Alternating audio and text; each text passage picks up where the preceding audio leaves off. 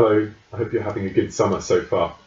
As we come to mid-August, the bank holiday and Encounter are approaching fast.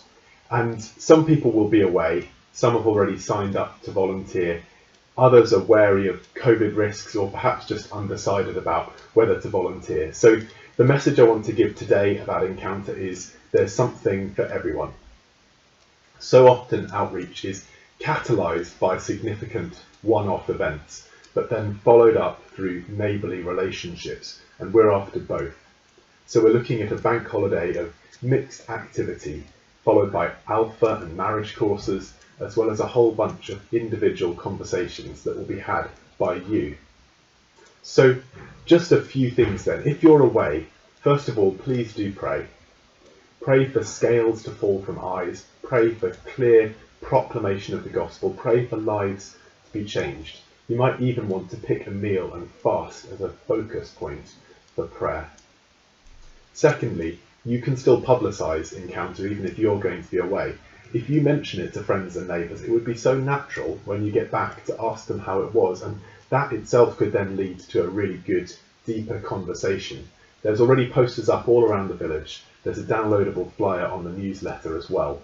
So there's plenty of opportunity for you to then say, have you heard about Encounter? Are you guys going? It would be a really, really great conversation to have with your friends and neighbours. If you're wary of COVID risks, there are ways to volunteer that don't involve mingling with crowds of people. Just one example featured in the newsletter is to help in the listening tent, where probably if you signed up for an hour, you'd expect to see maybe 2 people in a socially distanced way. So there are ways of getting involved that don't involve taking on a large COVID risk.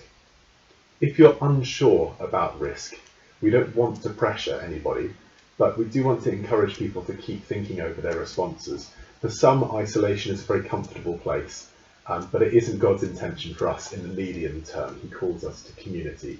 A good question to ask might be, concretely, what would have to change for me to be comfortable meeting up with a few other people? And that brings things into focus somehow. Lastly, for everyone, Jesus' last commandment to his disciples before his ascension was to go and make disciples of all nations. It's those familiar words from Matthew 28. A key part of our church vision has always been a church committed to sharing our faith and inspiring others to discover the transforming love of Jesus. That's what Encounter's all about. In other words, this kind of activity is what we set out to do. It's what we've trained for.